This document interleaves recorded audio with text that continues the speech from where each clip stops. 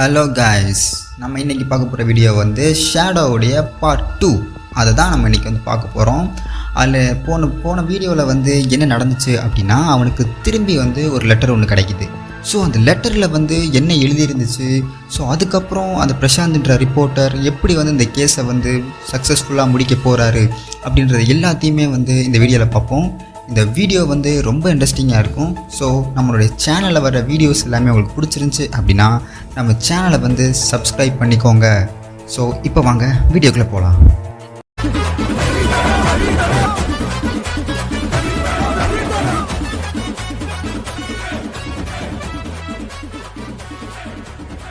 பார்த்தீங்க அப்படின்னா அவனுக்கு திரும்பி வந்து ஒரு லெட்டர் ஒன்று கிடைக்கிது. அந்த லெட்டரில் என்ன எழுதியிருக்கு அப்படின்னா, போலீஸ் ஆஃபீஸர் போஸ் அப்படின்னு எழுதியிருக்கு. ஸோ போஸ் யார் அப்படின்னா, உங்களுக்கு இருளின் ஒளி அப்படின்ற ஒரு எபிசோட்ஸ் வந்து நான் ஃபஸ்ட்டே வந்து வீடியோ போட்டிருப்பேன். அது நீங்கள் பார்க்கல அப்படின்னா அதோடைய லிங்க்கை வந்து டிஸ்கிரிப்ஷனில் கொடுக்குறேன். ஸோ அதை போய் பார்த்தீங்க அப்படின்னா போலீஸ் ஆஃபீஸர் அப்படின்றவர் யார், ஸோ அவர் எந்த மாதிரி கேஸை வந்து முடிச்சிருக்காரு அப்படின்றது வந்து உங்களுக்கு நல்லாவே தெரிய வரும். ஸோ அந்த போலீஸ் ஆஃபீஸர் போஸ் அப்படின்ட்டு அந்த லெட்டரில் எழுதியிருக்கு. ஸோ இதை பார்த்த உடனே அவருக்கு மனசுக்குள்ளே, அந்த பிரசாந்த்ன்ற ரிப்போர்ட்டர் மனசுக்குள்ளே ஒரு புதுவிதமான ஒரு நம்பிக்கை ஒன்று வருது.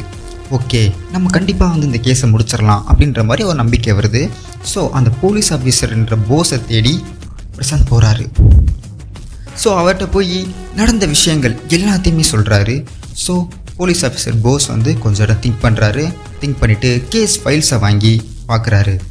பார்த்துட்டு அவர் என்ன பண்ணுறாரு அப்படின்னா, நம்ம கண்டிப்பாக அந்த கீதா, உங்களுடைய தங்கச்சியான காதலன், அவனை வந்து நம்ம கண்டிப்பாக பார்த்தே ஆகணும். சரி வாங்க நம்ம ஜெயிலுக்கு போவோம் அப்படின்னு சொல்லி அவரையும் கூட்டிகிட்டு, பிரசாந்தையும் கூட்டிகிட்டு இந்த போலீஸ் ஆஃபீஸர் போஸ் அந்த ஜெயிலுக்கு போகிறாங்க. ஸோ அந்த ஜெயிலுக்கு போன உடனே அந்த சைக்கோ கில்லராக இருந்த அந்த கீதாவுடைய ஒரு தங்கச்சியுடைய காதலன் அங்கே இருக்கான். தங்கச்சியோட காதலன் அங்கே இருக்கான். அவன்கிட்ட போய் நான் உங்கள்கிட்ட வந்து பேசணும் அப்படின்னு வந்து ரிப்போர்ட்டரான பிரசாந்த் வந்து சொல்கிறாரு. ஸோ அதுக்கு அந்த கீதாவுடைய காதலன் அவன் என்ன சொல்கிறான் அப்படின்னா, போஸ் ஆஃபீஸரை மட்டும் தனியாக கூப்பிட்டு நான் பேசிக்கிறேன், நீங்கள் வெளியவே இருந்தாலே போதும் அப்படின்னு சொல்லிட்டு அந்த போஸ் அப்படின்ற போலீஸ் ஆஃபீஸரை மட்டும் தனியாக கூப்பிட்டு வச்சு அவர்கிட்ட நடந்த விஷயங்கள் எல்லாத்தையுமே சொல்லிக்கிட்டு இருக்கான். ஸோ ஒரு விஷயத்தில் போலீஸ் ஆஃபீஸர் போஸுக்கு வந்து ஷாக்கிங் ஆயிடுது. ஸோ ஷாக்கிங் ஆன உடனே அவன் வந்து ஒரே ஒரு விஷயத்தை மட்டும்தான் சொல்கிறான். இந்த கீதாவுடைய காதலனானவன் அந்த போலீஸ் ஆஃபீஸர்கிட்ட இது பிரசாந்துக்கு தெரியவே கூடாது அப்படின்னு அவன் சொல்கிறான். ஸோ இவர் வந்து போலீஸ் ஆஃபீஸராக இருக்கிற போஸ் வந்து பிரசாந்த்கிட்ட எந்த ஒன்றுமே சொல்லாமல் கூட்டிகிட்டு வெளியே வராரு. கூட்டிகிட்டு வெளியே வந்த உடனே ஒரு பொய்யான ஒரு காரணத்தை ஒன்று பிரசாந்த்கிட்ட சொல்கிறாரு. என்ன காரணம் அப்படின்னா, இவனும் கீதாவும் லவ் பண்ணிக்கிட்டு இருந்தாங்க. ஸோ ஒரு சமயத்தில் பிரேக்கப் பண்ணிட்டு போயிருக்கா கீதா. ஸோ அந்த ஒரு கோவத்தில் தான் இவன் இந்த மாதிரி கொலையை அவளை பண்ணியிருக்கான். ஸோ சைக்கோ கில்லரை வந்து இன்னும் யாருமே கண்டுபிடிக்கலை. ஆனால் இவன் அந்த சைக்கோ கில்லரும் கிடையாது.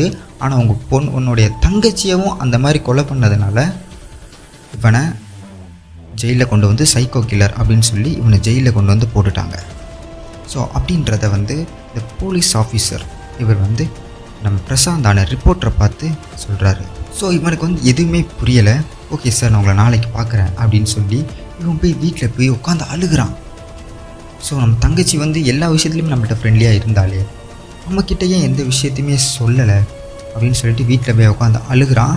அழுதுட்டு மறுநாள் காலையில் வந்து வீட்டை விட்டு வெளியே வரும்போது தன்னுடைய காதலியான கீர்த்தனா, அந்த பிரசாந்த் ரிப்போர்ட்டருக்கு ஒரு காதலி இருந்தால அவளுடைய கீர்த்தனா வெளியே வந்து வெயிட் பண்ணிக்கிட்டு இருக்கா. அவனுடைய வீட்டுக்கு வெளியே வந்து வெயிட் பண்ணிக்கிட்டு இருக்கா. ஸோ அவகிட்ட போய் எதுக்காக வந்த அப்படின்னு சொல்லி இவன் போய் கேட்குறான். ஸோ என்ன நடந்தது அப்படின்றத உண்மையை மட்டும் என்கிட்ட சொல்லு அப்படின்னு சொல்லி அவங்கிட்ட வந்து அந்த கீர்த்தனான்ற பொண்ணு கேட்குறா. ஸோ இவன் அந்த பாஸ்ட் லைஃப் அதை பற்றி சொல்கிறான். அவன் தங்கச்சியும் அவனும் எந்த லெவலுக்கு வந்து ஒரு ஃப்ரெண்ட்லியாக இருந்தாங்க அப்படின்ற எல்லாத்தையுமே சொல்கிறான். ஸோ அவளுக்கு ஒரு காதலன் இருந்ததாகவும் அந்த காதலனை பிரேக்கப் பண்ணதுனால அவன் வந்து கொன்னுட்டான் அப்படின்றத வந்து நேற்று விசாரிக்கும் போது தெரிய வந்துச்சு அப்படின்றது வந்து அவகிட்ட சொல்கிறான். ஸோ அவன் என்ன சொல்கிறா அப்படின்னா, நீ ஒரு க்ரைம் ரிப்போர்ட்டர், உன்னுடைய தங்கச்சிக்கு நடந்ததை வந்து ஓகே நீ கண்டுபிடிச்சிட்ட, ஆனால் மிச்ச 7-8 பொண்ணுங்களும் இதே போல தானே கொலை பண்ணி இறந்துருக்காங்க. ஸோ நீ அதனால அந்த பொண்ணுங்களுக்கும் நீ ஒரு நியாயம் வாங்கி கொடுத்தாதான் நீ உண்மையான ஒரு ரிப்போர்ட்டர் அப்படின்னு வந்து அவள் வந்து இவனை வந்து ஒரு உசுப்பேத்தி விடுறன்னு சொல்லுவாங்கள்ல, அந்த மாதிரி அவனை வந்து ஏற்றி விடுறான். ஸோ இவனுக்கும் வந்து அந்த ஒரு இது வந்துருச்சு. சரி ஓகே, நம்மளுடைய தங்கச்சியோட கேஸ் முடிஞ்சிருச்சு, நம்ம இந்த கேஸையும் முடித்தாதான் நம்ம தங்கச்சியோட ஆத்மாவும் சாந்தி அடையும் அப்படின்ட்டு அந்த கேஸை நோக்கி அவன் போகிறான். ஸோ போய் வந்து ஸ்ட்ரெயிட்டாக அந்த போலீஸ் ஆஃபீஸரான போஸுக்கிட்ட போய் அவன் சொல்கிறான், சார் நான் இந்த கேஸை வந்து நான் நடத்தலான் இருக்கேன், நீங்கள் தான் வந்து எனக்கு ஹெல்ப் பண்ணணும் அப்படின்னு சொல்லிட்டு அந்த ஆஃபீஸர்கிட்ட கேட்குறான். அந்த போஸ் ஆஃபீஸரும் ஒரு சந்தேகத்தின் பேர்லேயும் ஒரு குழப்பத்தின் பேர்லேயும் ஓகே நான் வர்றேன் அப்படின்ற மாதிரி அவர் சொல்கிறாரு. ஸோ இப்போது 2 பேரும் அந்த கேஸோடைய ஃபஸ்ட் இன்வெஸ்டிகேஷனை தொடங்குறதுக்காக 2 பேரும் கிளம்புறாங்க. அவங்களுடைய ஃபஸ்ட் இன்வெஸ்டிகேஷன் என்னவா இருந்துச்சு அப்படின்னா, அந்த ஃபஸ்ட் இன்வெஸ்டிகேஷனை பற்றி நம்ம நாளைக்கு பார்க்கலாம். இந்த வீடியோ உங்களுக்கு ரொம்ப பிடிச்சிருந்துச்சி அப்படின்னா நம்ம சேனலை சப்ஸ்கிரைப் பண்ணிக்கிட்டு அந்த பெல் ஐக்கானையும் தட்டி விட்டுருங்க. நாளைக்கு பார்ப்போம். தேங்க்யூ.